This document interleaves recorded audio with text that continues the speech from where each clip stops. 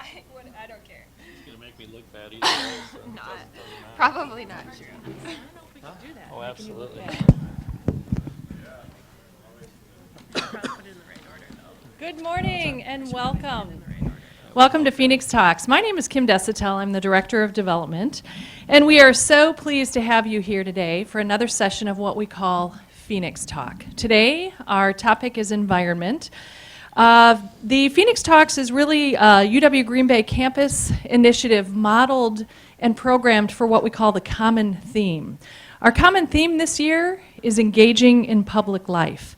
The common theme is a year-long program to engage our campus as well as our community to learn and think together as a collective institution. There are numerous events planned around the campus revolving around that common theme of engaging in public life. I would like to go ahead and recognize Dr. Aaron Weinshank. Aaron, would you please kind of stand up? There you go. Aaron is faculty on staff here, and he is the individual that thought of the theme of engaging in public life, submitted it to the Common Theme Committee, and so that topic was carried forward, and he's involved in a lot of the planning this year. So how about a round of applause for Dr. Weinshank? Thank you very much. Public and Environmental Affairs Department. I need to put that shout out there as well, too. Today's events are modeled after what we know of as TED Talks, and really to bring us together to hear a little bit more intimately from local community leaders, as opposed to leaders that might be afar and folks that we don't know. Our speakers today are very highly regarded in the area of environment, in the area of environment, and they're both working very, very hard to make our community a better place. Just a little change in the lineup today. We did have two panelists. Two of our scheduled panelists had family emergencies and were unable to be here today. So just to kind of regroup and let you know who we have before you today, we have a very strong lineup. We have two strong panelists, smaller but mighty panelists. First of all, we have to my immediate right, Crystal Osman. Crystal is from downtown Green Bay and Old Main Street, so you'll hear a little bit from her today as well. And then we have Dr. John Caters. John is the chair of Natural and Applied Sciences. You're a stand-in for us today. Thank you very much. You as well as Sarah are graduates of the university. John, there's a little rumor out there about you that your blood actually runs green from being such a good Phoenix fan. Is that true? That's true. Okay, Phoenix, all right. Phoenix Packers, it's all the same. We'll go with that. We'll go with that. So here's the way in which we'll run today. We'll hear from each of them for about 10 minutes or so. We'd like to actually introduce yourselves, give us a little bit of background about yourself, and tell us a little bit about why it's important to work in the area of public service related to the environment. We'll follow up, and Dr. Weinshank will go ahead and moderate a Q&A. So we want you to think about your questions. We want you to probe our panelists a little bit. We want you to engage them in furthering their talk a little bit with our Q&A. And we'll kind of follow up and wrap up with that Q&A today as well. So thank you both for being here. John, if you don't mind, we'll go ahead and begin with you with an introduction. And again, thank you for joining us at Phoenix Talk. All right, great, Kim. Thanks for inviting me on short notice here. So I had about a half an hour to pull all this together, so hopefully it'll come across all right. Just a little bit of my background. I'm a Green Bay native. Actually went to Green Bay Southwest High School, and immediately from Green Bay Southwest came to UW Green Bay. And I had a lot of interest at that point in time and ended up ultimately double majoring in business and environmental science, which was a very odd combination at that point in time. A lot of the students I deal with today, they're just trying to get to that 120 credit threshold so they can graduate. It took me 162 credits to complete those two different majors. At this point, it's really kind of the sweet spot, and it's worked out really well. I stuck around here, had the opportunity to complete a master's degree in environmental science and policy, and from here I then went down to Marquette University and got a PhD in civil and environmental engineering. As I was completing my degree down at Marquette, the phone rang one night. Miraculously, somebody that I worked with here at UW Green Bay said, "We've got a couple job openings, please put in your application." And that was one of the initial things. I got involved on projects on campus, met this person, and ultimately that was the person who hired me to my first job. So how you get involved and how you engage, it happens in the community, it happens in the classroom, it happens in a lot of different ways. So please try to do that. My first job was really cool.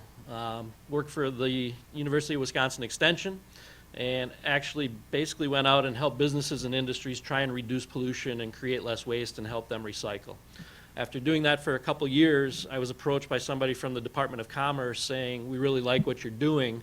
Would you be able to help us nurture some economic development with companies that are trying to use these recycled materials? This was when recycling was kind of in its heyday in the state of Wisconsin. There were a lot of money floating around. And I said, sure, I'd really be interested in that. It combines my business, it combines my environmental background. And they're like, oh, by the way, we've got a $3 million budget for you every year that you can go out and invest in companies in the community. And that was really great for me. Everybody heard of Micro? Like dirtiest jobs. That was kind of my job for 4 years. I got to see all this really cool stuff all over the state of Wisconsin. And ultimately, a lot of great connections were made. So a company called NCAP, which is just up the road, helped those guys get in business. One of my friends runs the largest computer and electronics recycling business in the state, basically helped him get started. He wrote his business plan while he was going to school. And so those were all really great things. And then lo and behold, a faculty job came open at the university, and I decided to completely change directions. And since day one as a faculty member, in some ways I've kind of felt like a square peg in a round hole, because a lot of the stuff that I still do is out in the community. It's being engaged in that way. It's not necessarily the pure academic that a lot of people think about when they think about a faculty member. So the fact that I'm now chair of Natural and Applied Sciences is actually a really good fit, because I can focus on the middle part of that description, which is the applied part. So again, I'm out in the community, I'm doing a lot of different things. And as I look at the sciences, what we're really trying to do is solve problems for people. That's what science is. It's about solving other people's problems. The really cool thing is these problems can involve chemistry, they can involve biology, they can involve geoscience. There's a business aspect to it. All of those things directly have an impact on the community. So for me, this is a great opportunity. It's a great position. The other really great thing about being in the faculty position now is that I get to work with great students. And Krista is actually one of my students, and it's great to see the things that she's been able to do. She may not say this, but she received the Young Distinguished Alumni Award last spring, so that was a great recognition for her efforts. So again, getting involved is really, really important. And as we look at how we evaluate faculty, essentially we have three major components that we're supposed to partake in. Teaching is obviously the most important one. The second one is scholarship. That's still important to make sure that you have a reputation out there, you're doing good scholarly things that help advance your particular field, your particular discipline. But the third thing that's really, really important as we evaluate colleagues and as we evaluate faculty is service. And that service can take on a number of different roles. It can be serving on committees on campus. It can be serving on committees out in the community. So that becomes really important, and how people decide to balance that service is really up to them as a faculty member. So I've been able to do a lot of community work. One of the things that I'm most proud of is the fact that I chair the Brown County Solid Waste Board. So we basically manage all of the garbage for the entire county, well over 200,000 tons of materials every year. And we take care of the recycling, and we do all that sort of stuff. And we've been very innovative in terms of how we've approached that. So we've actually partnered with Outagamie County and partnered with Winnebago County to try and make the overall system much more efficient. We've tried to provide new services. We've tried to partner with businesses and industries so that we can now recycle more materials. Again, that gets back to some of my early background with my first job. So I think that's all really, really important stuff. So as I look at having an infrastructure in place where we're able to adequately manage what could potentially be a problem, that's a really good thing. One of the other areas that I work a lot in is with ag waste. So we've heard a lot of issues in terms of dealing with manure and runoff and water quality and those types of things. I've worked with a number of farms all over the area on anaerobic digestion to basically produce renewable energy from that manure and try and come up with better ways to manage that manure so we can avoid some of these other problems. It's not necessarily the most glamorous job is out there working with manure, but it's actually really, really interesting. And again, as I look at an anaerobic digester, it's a biological system that depends on chemistry, and it also depends on engineering to move materials and take the biogas and run it into an engine. So it is this problem that involves all these different disciplines, which actually makes it really, really interesting. Some of the farms that I've worked with have won national sustainability awards. They've been featured in National Geographic, places like that. So again, it's nice that the university has a connection out there. It's great for the university, but personally, individually, it's great that I know all these people. I can walk into XYZ companies all over this community because they know that myself and my students are doing great things to help them. That's kind of transpired now into EMBI, which is the Environmental Management and Business Institute, where we have a number of internships that are working at companies all over the area. We've had interns that have worked for the Packers. One of our more notable projects is with Aurora Baycare, the big hospital. So we've had students there for well over 5 years working on their energy team. Our students basically run the energy team for the hospital. They've turned that all over to our students. What a great experience for a student, right? And one of the things that's happened is they've given the university about $500,000 to hire those students and pay those students. Do you guys think they would keep giving us that money if we're not demonstrating value? The idea is we're saving them more than the money that they're paying us to make those changes, and it's actually been really great. A couple weeks ago, we did a big event at the hospital where it was an educational event, basically to highlight all the things that are going on with all their employees, with the idea being that they would then take that back to their own house or to their own family and hopefully be able to save some energy at their own location as well. So again, sharing that message, communicating, educating, those are all really great things. The other less formal stuff in terms of getting involved in the community, the stuff that's really, really important to me, is I'm a baseball coach. And I've been coaching baseball for about 10 years. And it's tremendously fun to see my son and his friends, and I see him out in the community, and I see him out in the classroom, and I see these people growing as individuals, and I see them becoming disciplined, and I see them, you know, moving on to college, and it's really awesome. I also coach bowling, right? These are not glamorous jobs, okay? Because you've always got parents to deal with, you've always got kids that you're not playing them enough, you're playing this kid too much, all those things, but at the end of the day, I know all these people in the community, and if I see them doing something wrong on the streets, I can walk up to them and say, why are you doing that? That's part of being engaged too. It's fostering the next generation so that they understand that this is a community, there is a sense of place, and you need to have some commitment to the place that you actually reside. To me, that's just as important as anything that I do with waste or all that sort of stuff. It's the personal connections. So I would urge you guys, wherever you live, make sure you try and get engaged in your own community. Learn as much about your community as you can. A lot of times you come to college and you learn about all these other foreign, faraway places, and you don't know really that much about your own community. So dig in, do the things that Crystal's doing, make a difference. This is not your original community, but you know, we're really glad that Crystal's adopted Green Bay as a community. So again, make a difference. You know, be a leader out there. Take those opportunities to dig in and do good things. Whether it's environmental stuff, whether it's politics, whatever the case may be, whatever your interests are, channel that into something positive that helps your community and helps everybody that lives in that community, not only today, but tomorrow, and 5 years from now, and 10 years from now, and so on. So the one thing that's kind of interesting for me now is that my young son, who's now a sophomore in high school, he was named to the mayor's high school community advisory team. So there were 4 kids named from 4 different high schools, and he's now doing that. So maybe he can get some of my ideas directly to the mayor now. So, and he may the mayor may listen more to my son than he would to me. So, so again, all that's important. So as a student, I would say, you know, this is a great opportunity. You put some stuff on the resume, but the bigger value is the personal satisfaction of seeing the positive changes that can be made in your own local community. So with that, I'm going to stop and turn it over to somebody who really does something. So.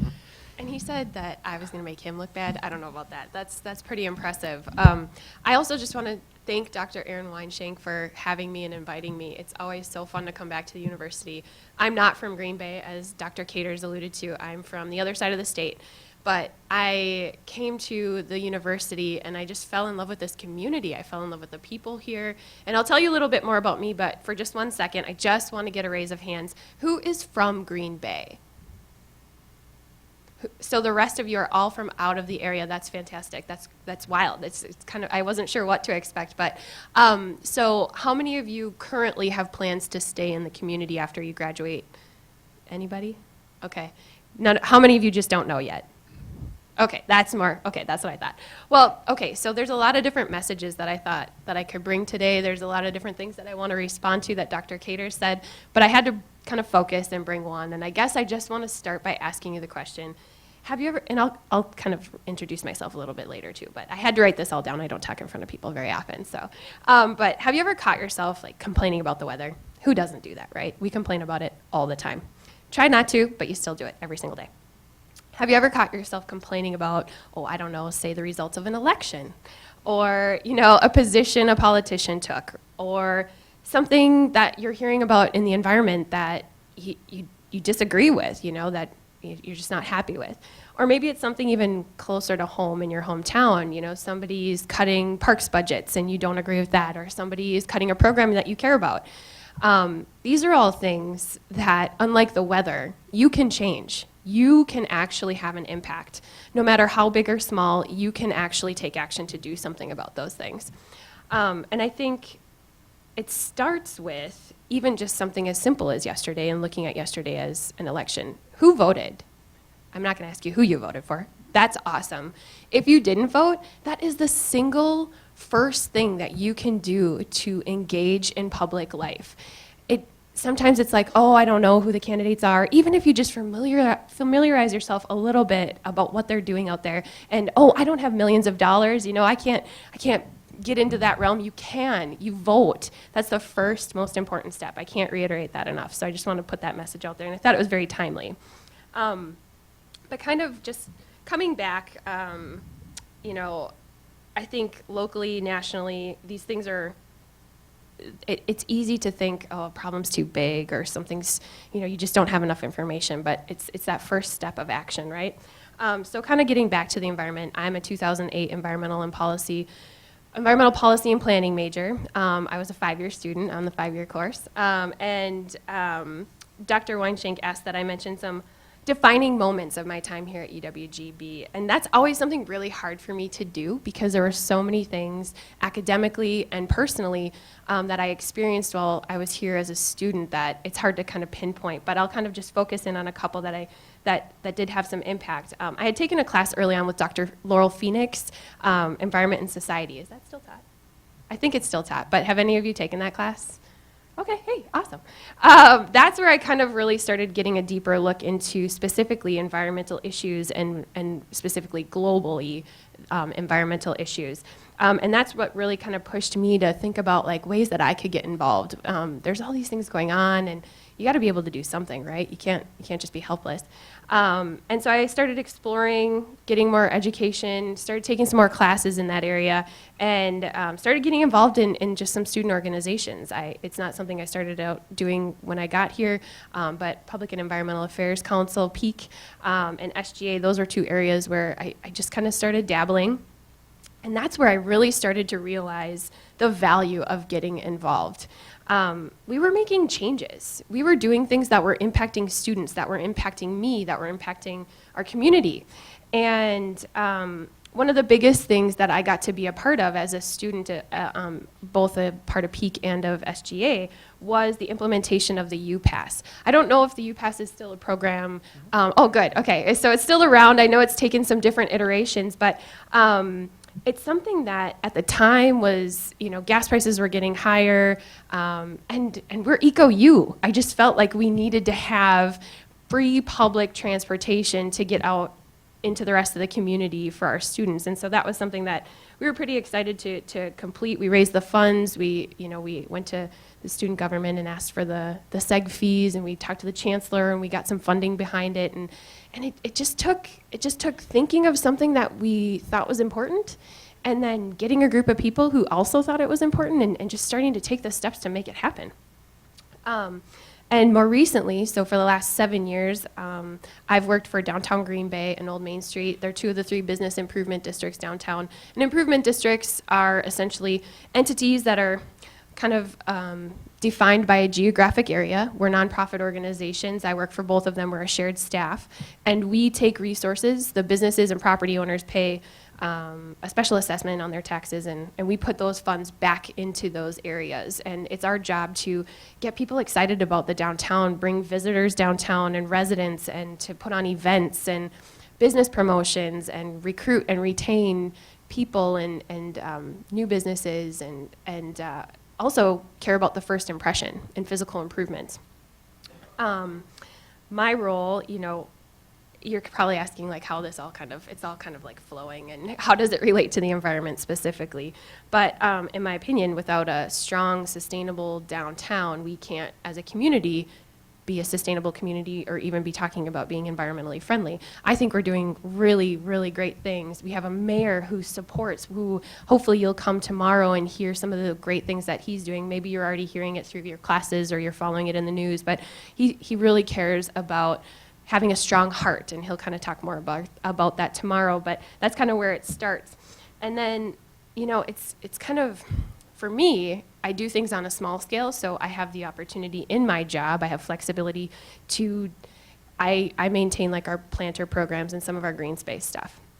So the last couple years, we've tried to take initiatives to introduce native plantings and flowers. So something really small, really, not as big as, I don't know, changing the whole world or whatever, but, we start there and we've experienced or experimented with how we can get things like that into just everyday life. So, that's a significant pollinator benefit. And then on a larger scale, for the last 6 years, I've spent time on the New Leaf Market Cooperative Board of Directors. So New Leaf Market is working on opening a grocery store, a cooperative grocery store in downtown Green Bay that'll feature local, healthy, whole foods at fair prices. So that means fair trade, that kind of stuff. And we have been working over the last 6 years to do that. And it's a very different process than having a single business owner come in and say, I want to do this, I want to open this store, I want to open this business. It's a community-based approach. A lot of people, 820 people, have already bought a membership. They've already committed to this vision. We're now raising the money to do the rest of the project. And it's something where these individuals are going to have a say every time they come and make a purchase at the store. So they're voting with their dollars. They're going to be making changes as to what's being served to our community. So it's a couple different projects, and I know we'll get into a little bit more of the Q&A, but I guess my point is that there are just so many different ways that you can get involved and engage in public life. So you start now, your students, get involved in student organizations, find something that you're passionate about, whether it's the environment or something else. Choose a career that lets you work in this realm every day. But if working in a nonprofit or at a public entity isn't for you, volunteer. I mean, get involved in the baseball leagues or help support a run that you think is important for health and wellness in our community, or get on a board. That's just one thing that I find so awesome about the city of Green Bay and our faculty here at the university. There are so many opportunities. If you have an interest, there are people that can help you get connected to make a difference, to get out there, to do something that you feel, hey, I want to be in this community, I want to make a change, and there's a lot of opportunities to do that. So kind of bringing it full circle, I think the point is that everyone has the opportunity today, right now, to make a change for their community, for a population of individuals, the environment, or themselves. And let's be honest, because part of why I do these sorts of things are all the amazing impacts that you can have on the environment or your community, but also, selfishly, I want to be really proud of the community that I live in, right? I want to know that I'm a part of something that's bigger than myself. And I want to live in a community that cares about the environment, that cares about providing education opportunities and healthcare and, all those sorts of things to our citizens. And I want to live in a community that has a co-op grocery store, and so that's why I'm on the board. And I want to be in a place where we have treasures like Baird Creek. Have any of you been out to the Baird Creek Parkway? Oh, you got to do it. It's a 500-acre gem. It's in the city of Green Bay. It's pretty cool. And I really want a community that has an awesome downtown. And that's a lot of wants, right? So I need to do something about it. I need to get on the boards. I need to take the first steps. I need to be a part of the process. And so I guess what I want to say is that you just have to take that first step, and it's important, no matter how big or small, that we all do something like that. So I guess that's kind of what I'll share for now. I know I've heard that you all have very probing questions, so I guess we can turn it over to. Yeah, I would just add one thing on Baird Creek. So we've got a faculty member in my unit who's very actively involved in that. And we had a promotion review meeting the other night, and he was saying, well, I've got all these great publications, and I've got this, that, and the other thing. And at the end of the day, we looked at him and said, the legacy that you're going to leave is Baird's Creek. It's been established, it's been improved, and that's what you might be most proud of 25, 30 years from now when you retire from this institution. So absolutely correct. All right, questions. I'll bring the mic over to you when you have a question. So any questions for our panelists? I think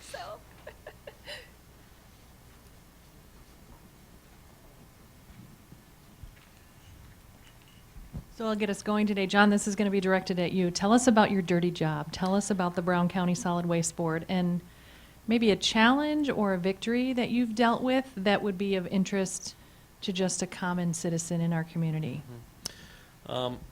Again, when most people think about garbage and waste, they think about throwing it out at the curb and it goes away. Okay, and there's a huge infrastructure that's necessary in order to manage that stuff effectively. We've been doing this as the Brown County Solid Waste Board since the early 1970s. This was an effort between City of De Pere and City of Green Bay, because we have the old incinerator, which is still located along Highway 43 just north as you get close to Highway 41 north. The clean air regs were going to change how we were managing waste. So most of that garbage was burned in the 70s. We needed a different alternative. The communities came together and created the Solid Waste Board. Since that time, we've been effectively managing these materials for 24 communities now, which is awesome. A couple years ago, some of you guys may recall that there was a proposal to combust garbage again in this community, right? It was a project that was proposed by Oneida Seventh Generation, and that created a whole bunch of controversy, and a whole bunch of things took place regarding that. There's still a whole bunch of legal action which is ongoing, so I won't say a whole lot on that. But this was looked at as one potential opportunity to manage things in a different way. And as a waste board, we basically asked a whole bunch of different questions, and we were trying to do what was best for the communities long term, okay? That's always my focus as a chairman of a board like that, is what's the best thing that we can do for the community that's going to put us in a good economic situation, put us in a good environmental situation. These are not easy questions all the time, and you do have to ask the tough questions of the people that are coming to you so that you don't make a mistake that costs somebody millions of dollars. And again, we've made some huge investments on recycling. So there's a $12 million facility down in Outagamie County that manages all the recyclables now. We just put in another $1.7 million. So starting on December 1st, you guys will be able to throw basically any container in there that you want. Okay? So all the threes and the sevens and the fives, all that stuff can go into the container now because of a strategic investment that we made to try and keep that stuff out of the landfill. So we're continually improving. We're continually trying to partner with other people, because at the end of the day, my objective is not to fill up a hole in the ground and build a big, dog park or ski hill or whatever it is. As an engineer, I'm trying to effectively use the resources that have been extracted from the environment and use them as many times as I possibly can. So it's a lot of fun. You deal with a lot of different things. In terms of the dirtiest jobs, I've seen just about everything made in the state. I've been to probably 500 manufacturing facilities in every corner of the state of Wisconsin, and you would not believe the really cool stuff that we make in this state. It's awesome. So, but every one of those companies also has some waste issues to deal with, so that there is no perfect manufacturing process at this point. Other questions you might have?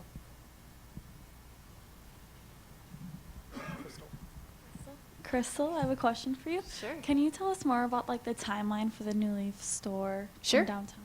Yeah, the timeline is flexible right now. The biggest thing that we're doing right now is raising the funds, which is hard when you don't have, a single person who's fronting the millions of dollars that you need to build and then fill a grocery store. So that's what we're working on. We continue to make really good steps forward, and that's the beauty of getting involved too. You meet so many people who are working so hard on so many different initiatives. There is a team of 20 core people who are working hard on this every single week to make it happen. So I would love to see it open in the next year. Construction, all those sorts of things. Those are all tough things to really pinpoint, especially when the funding isn't all lined up yet. So we're in a capital campaign. We're kind of in the quiet phases, kind of reaching out and seeking donors and writing the grants and stuff. So there's still a little bit of work to be done there, but we're hopefully going to be able to hear some good news soon. This one is for Mr. Caters. Back to your thing about the solid waste. I know it was kind of big a little while back that eventually we're going to have a dump here in Brown County like they have in Winnebago County. Are there any plans on where they're going to put that, or how you guys decide? Yeah, so again, I mentioned this collaborative. So Brown, Outagamie, and Winnebago counties actually work together. So we have 2 closed landfills in Brown County. One's on the west side out on West Mason Street past NWTC. The other one is kind of south of De Pere. And so what happened is we thought that it would be much smarter to operate one landfill for all 3 counties as opposed to having 3 landfills operating in every county at the same time. So right now, all of the waste from Brown County is actually shipped down to that Outagamie County landfill. At one point, it was going to Winnebago County. We filled up that landfill. Now we're filling up the Outagamie County landfill. And somewhere around 2020, 2021, we will be opening the new Brown County South landfill, which was actually sited and located back in 1993. And we've been sitting on that resource because we came up with this collaborative agreement. We would have started using that in 2002, 2003, but because we reached out and signed this long-term partnership, we were able to hold on to that asset. It's about 1,500 acres down there. And one of the things that we're looking at doing with that site is not just having it be a landfill per se. What we are looking at doing is trying to put a resource recovery park on the front part of the landfill to extract as many of those valuable resources as we possibly can before the material that still needs to go to the landfill goes to the landfill. As part of the solid waste board, we've got a $100,000 feasibility project which is going on right now to basically analyze all of the technical details associated with that resource recovery park. Because it seems like 2020, 2021 is a long ways away, but if you're looking at designing a multi-million-dollar facility like a landfill, we need to start some of the permit modifications now because the permit that was approved in the early 1990s is going to be far different than what the ultimate design is going to be based on changes in technology. So again, we're trying to be visionary. We're trying to get ahead of the curve. We've all switched over to single stream recycling based on what's going on in the industry right now. People are not putting in as many single stream recycling facilities as they are wet MRFs, basically throwing everything into one pile and separating it at an individual location and not doing the recycling the way we do it now. So again, the technology is going to change. The technology is going to evolve. We have to pride ourselves, much like UW Green Bay prides itself in terms of being ahead of the curve. I'm trying to take that same approach for waste management in our community.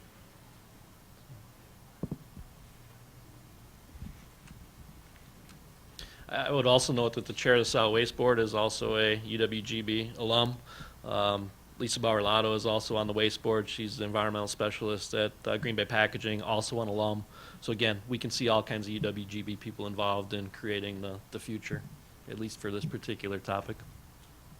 Hi, my question is for Crystal. I was wondering if you could tell us more about some of the sustainable actions that downtown and downtown businesses are taking, and if it has paid off and how. Sure. So we, like I said, in my opinion, just about everything we do somehow ties into sustainability. My job specifically, we do quite a few things from expansion of green space. We work on special projects like New Leaf Market is one of them, but also we are working on connecting the East River Trail, where it currently ends at East High School. It's kind of near downtown, and connects to the Fox River Trail. So this is just a 1.2 mile segment of our community along the East River, but it is the most expensive. And there's a reason why that little piece is not connected yet. But we've worked with the city for the last couple of years, actually about 6 years, on slowly starting to pick up the properties along that area. It's a very urban area. So there's a lot of individual business owners and homeowners and property owners that we're working with, but we're getting there. And that's 1 mile in a link that will connect well over 40 contiguous miles of biking and recreational trails. Eventually, there are plans in the city of Green Bay and the surrounding communities to connect the downtown trail system to the West Side Mountain Bay trail system, which is actually an 85-mile system that goes to Wausau. So in the next 10 years, I think we'll see a system that is a very regional system, and that has huge benefits in terms of sustainability and just access. Access is one of the most important parts when it comes to anything like this. If you don't have a trail by you, are you going to use it? You know, so the more that we can get this extended into the community, the more likely it'll be used. Then all sorts of the residual benefits, health and wellness, obesity issues, those all start to see some impact. So that's one example. But then other things, we are constantly working to make downtown a place where people want to live. Right now, under construction are two new apartment complexes that'll bring 200 new units downtown.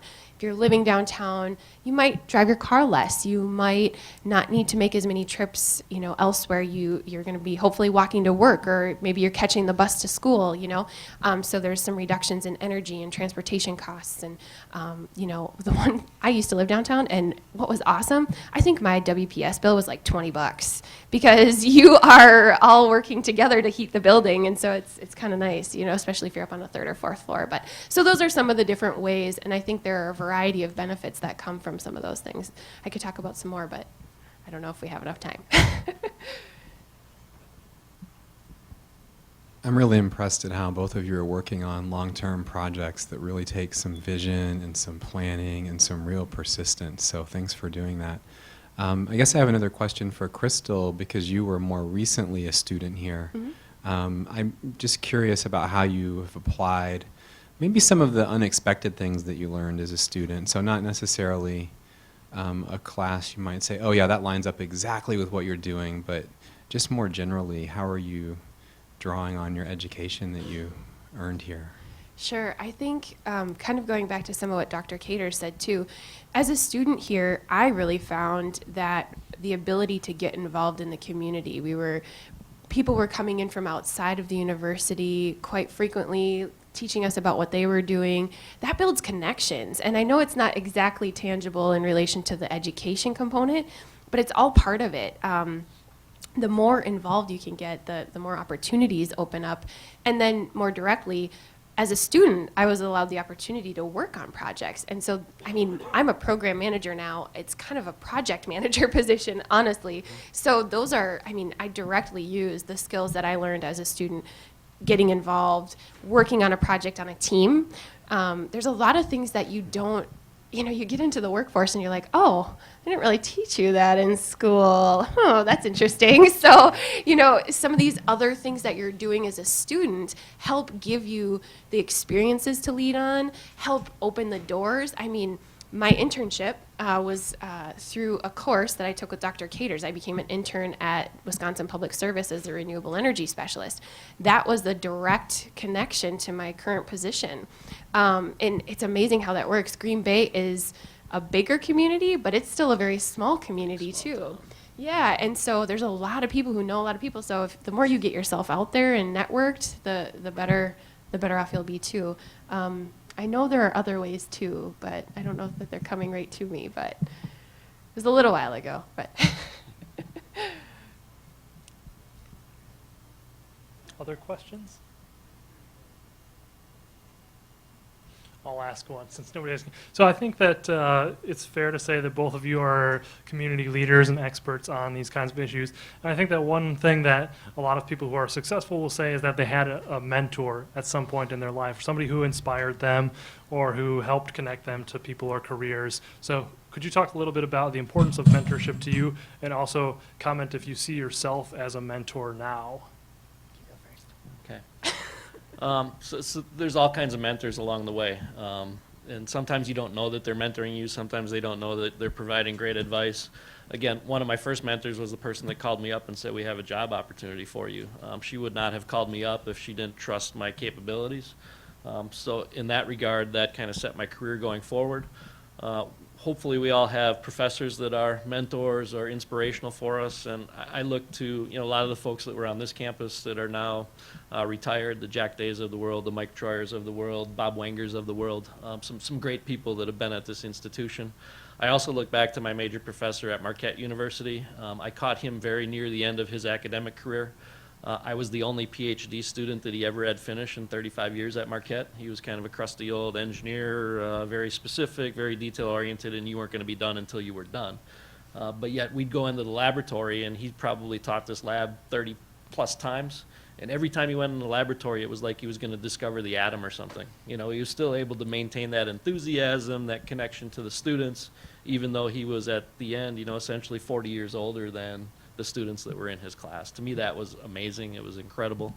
I try to do that same sort of thing to my students. Sometimes it works, sometimes it doesn't. You know, you try to expose them to as many things as you possibly can, because you're never quite sure when that aha moment is going to happen and say, wow, this is really what I want to do for my life. This is really what I want to do for my career.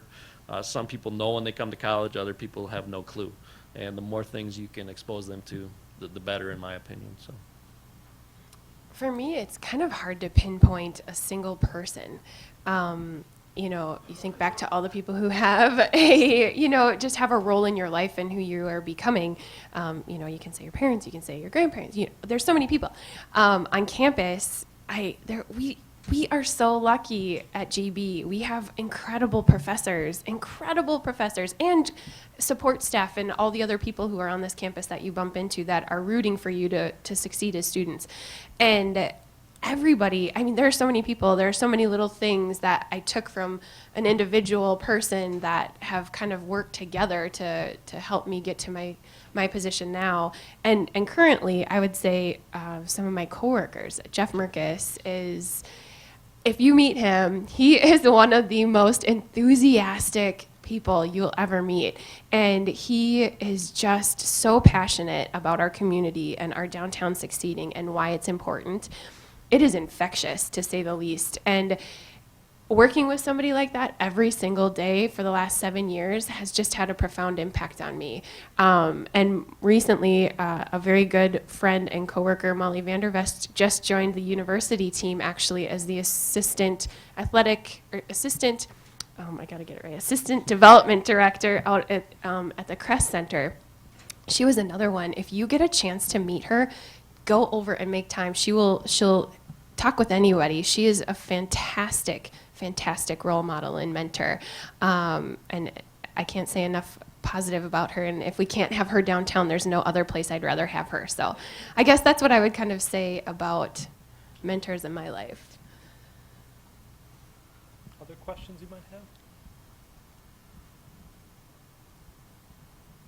You can't let them off this easy. You got to ask them a question.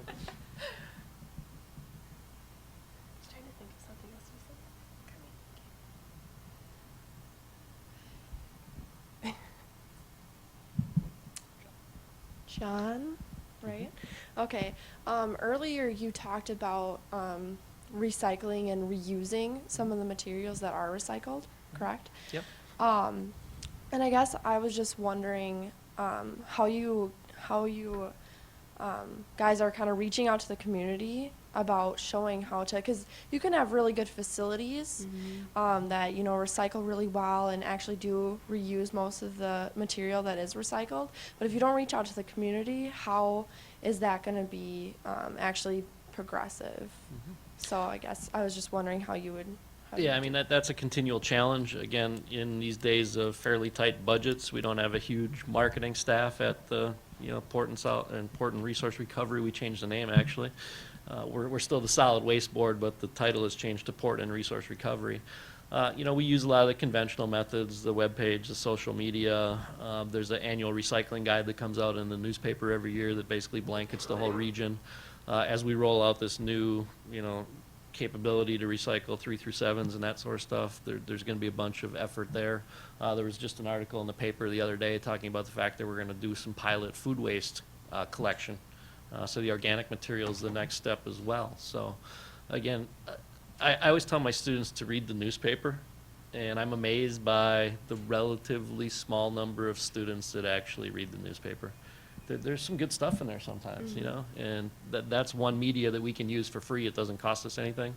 Again, the other thing is, you know, we show up at events, we show up at schools, you know. You guys are now to the point where you've always recycled for your whole life. If you're old like me, that was something that had to be trained. You know, it all started back in the late 80s and 90s when we were already teenagers. You guys have done it your whole life. You're used to it. In some ways, the kids now train the parents to do it the right way. So there's a lot of that involved, too. But it is a challenge. We are doing some educational work with this new pilot.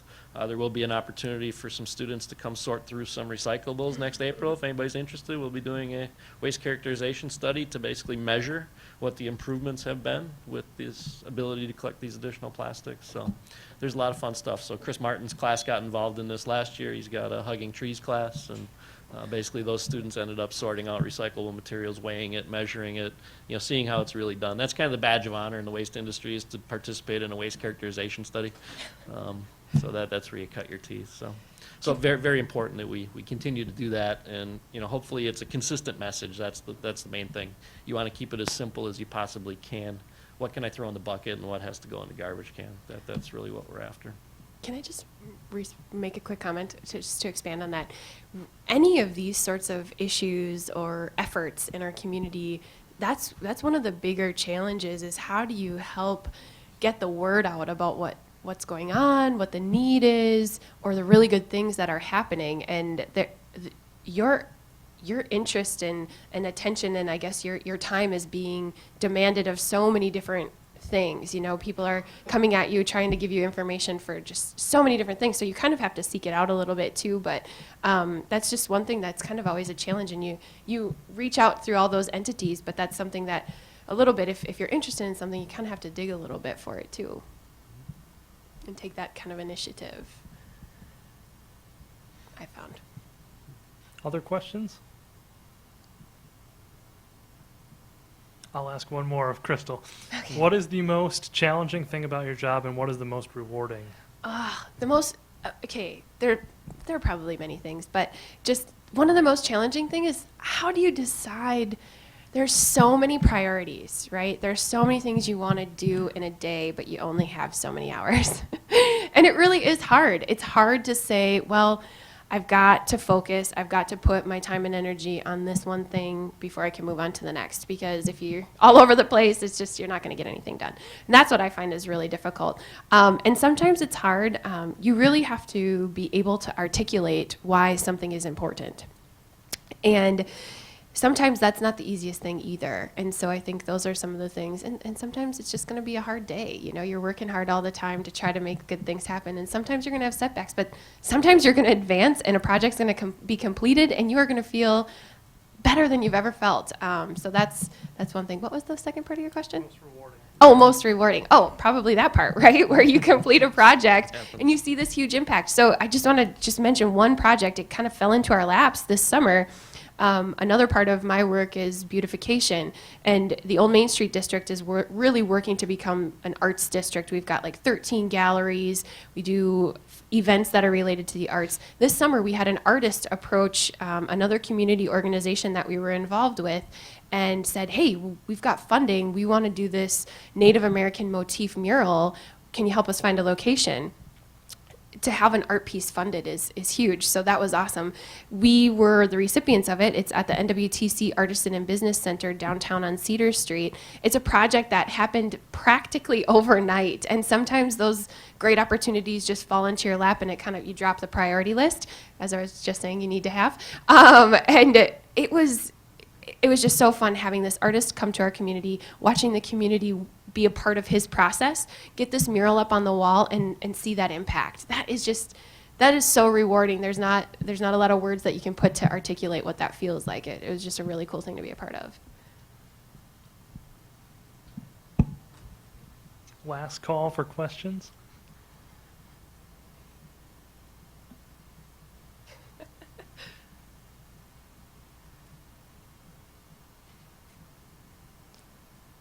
No other questions? All right, well, let's give our panelists a round of applause.